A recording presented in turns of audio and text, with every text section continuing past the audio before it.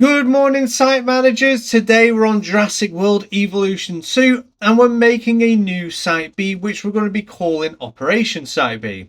Now, this Site B, unlike the Wild Biosyn, is going to be an operational one with a base of operations somewhere in the middle or off to the side of the island that we're making. Right now, you can see I've raised the ground slightly so then I can make some pretty long beaches that sort of like smooth up into the island and adds like for an interesting look and also bigger beaches.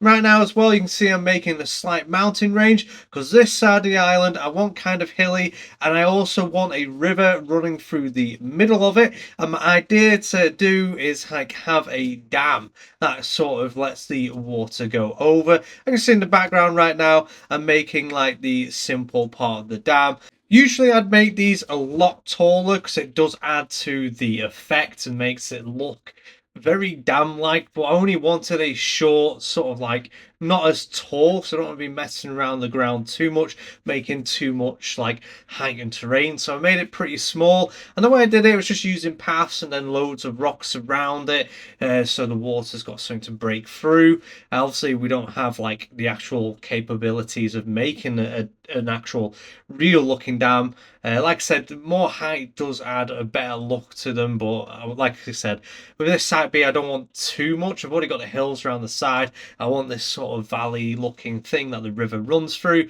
and then this sort of like almost fake dam like in the middle of the river. And obviously this would be technically what powers the actual facility of the Site B. So now I'm just adding a few little buildings, knocking around a bit of decoration that seems to like somewhat adds in, looks, gives it that kind of like dam sort of feel. To be honest, thinking about it now, I could have probably added a power station there because that would have definitely added to that look.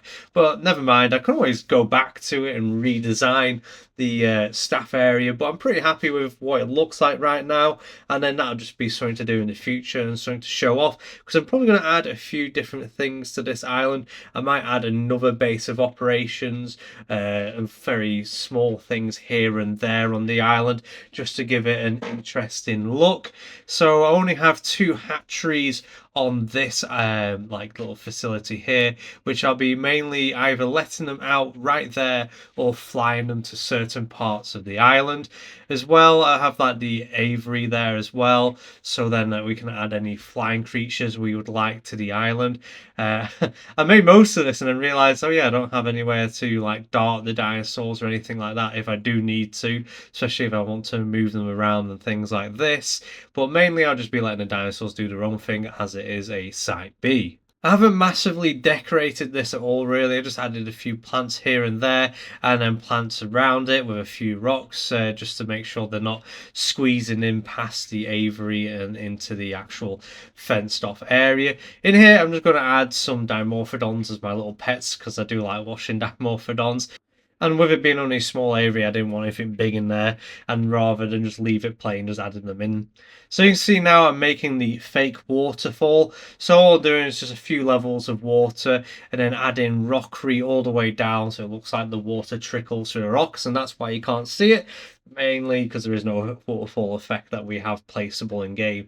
I mean, there is waterfalls in the game, you see them outside, so it would be kind of cool if they allowed us to add like these waterfall effects. Obviously not like really long tall ones, because there isn't that like ability to raise it up above the ground, but only like small trickling water effects that you can splash between rocks, and it would look like a waterfall, which is kind of cool. Right now you can see I'm hiding food plants inside of the tropical brush. This area I am going to be releasing some Brachiosaurus, and I'm hoping they stay in this sort of like area. We'll be adding it throughout the tropical area, these like little food sources, and try and hide it in between the jungle trees, just so like I can't remember which build it was. I did one island. Some people did mention how it kind of looks really sparse, and I did it that way to make it easier to see them. And obviously the food sources are very sparse in themselves. So this time round, I did add some thick jungle for the dinosaurs to hide in, as well as sort of like hiding food sources in there. As you can see, I made the beaches, I made them sort of like smooth up into the land and have them quite thick. And right here, I'm going to be making a swampy sort of mangrove area. So I'm going to have it very highly planted in the sense of just using a brush all the way through the water, and then adding like these, I don't know what like tropical tree this is, but it adds to like a very swampy kind of mangrove look to it, which I really enjoy.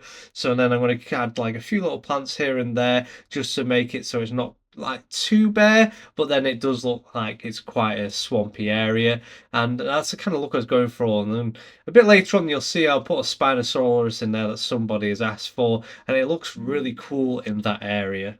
This area here is sort of like a temperate sort of like tropical rainforest, so it's not as thick with the plants, and as well I want some grassland. I kind of make like a little meteorite hole there, just an excuse to add some water in the center, so then there's some creatures in the middle of the island. So you've got this like temperate forest area with open grassland between it, and then what I'm going to do is use the terrain tool and raise up the forest as like a hill there, and then also have all this trampled ground around it. I'm hoping a fair few sauropods will stay in this area, things like Apatosaurus, Camarasaurus, and things like this, and various other large herbivores, which will kind of add to that feel like it has been trampled down a bit. And obviously it's quite flat in this area, and that's the kind of excuse for it to be like a sort of like a different sort of zone, like let's say the wind and all the rest of it's affected the pH of the soil, and that's why the plants on that side of the island look a little bit different to this side of the island, a bit like how Site B is in the film anyways. As you can see just then, that was me making a compy island, because a lot of people ask for compies to be on their own separate island. I had a meat source in the center of it, as well as a little camera, so it looks like a camera trap. To make sure the animals stay in the island, I use the biosyn fence to keep them all inside using the invisible one. And anyways, let's get on with our first additions. Forbert wanted 4 Nigersaurus with the Amazon rainforest skin and the Pultrana pattern, and they look incredible. I really like the subtle stripes through the body, and there is 4 of them knocking about, and they're really fun to watch. Like, it's something I didn't realise, it's something I never noticed. When they're sort of like breathing in and out, you see the nostrils like flare and close, which is something I've never noticed before, which is kind of cool. Foxy007 wanted a Carnotaurus named Demon for the Carnotaurus 2022 skin, and it looks absolutely incredible. Like, I've always enjoyed this skin for this Carnotaurus, especially with the broken horn, the scars on it. It definitely looks like it belongs in a Site B, and has been through many rough battles. And again, Carnotaurus is one of my favourite theropods out there, and I'm definitely happy having this on the island, especially with this skin pattern, and there is its name, Demon. Yatzil22 asked for a herd of red Apatosauruses. Now this is as red as I could get them, and there is 8 of them, and I added them and flew them over to the sort of like temperate zone with the grasslands, and they've made themselves pretty much at home and not actually moved that far from the meteorite puddle, and they look absolutely great in this area, wandering from forest to forest. Rainstorm97 asked for a group of 5 Aloran Titan. So here they are, and what I've done is made it so that they had no pattern and the skin colour was just white. In my head I just see these as like swans. They look absolutely gorgeous, and they're a really cool addition to any park or any Site B, and they are around the Compy Island area, and they look absolutely great just with that plain white skin. It has like different shades of grey into it, and I just enjoy watching these sort of roam the area. And for some reason in the background we'll just see a Brachiosaurus starve to death and literally flop over. Gayor asked for Zingaripteris and a full batch of them, and what I did is put them on random colours, so then you come across a few different types of them knocking about. I did add them to the swampy area of the island, which they have pretty much stayed in that area, they haven't left, and they look absolutely great. Like, I just love going around and look at them.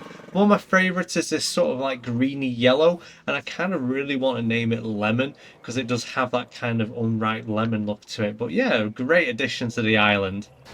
James has asked for a herd of Microceratus from the movie and both of the skins, so I have done that, and the only shots I really got of them was from them leaving the hatchery. Rather than being that small, they do just disappear till you see them go down to the beach for a drink of water, and that's practically the only time we see these cute little critters. The last addition for this island comes from CMH, who asked for a Spinosaurus. So here it is, and I flew it over to the swampy part of the island, which I feel like it fits in really well. I chose random colours for it, and like, it's so cool. I love the grey around the skull and the head of the creature. It looks absolutely great. Anyways, that's it for this episode and our brand new Operation Site B Island. I hope you've enjoyed this and enjoyed watching me make it and enjoyed seeing the new additions added to the island. Don't forget to put in the comments below what dinosaurs you would like adding to this island, if you want to give them a name, a skin colour, or a particular skin pattern.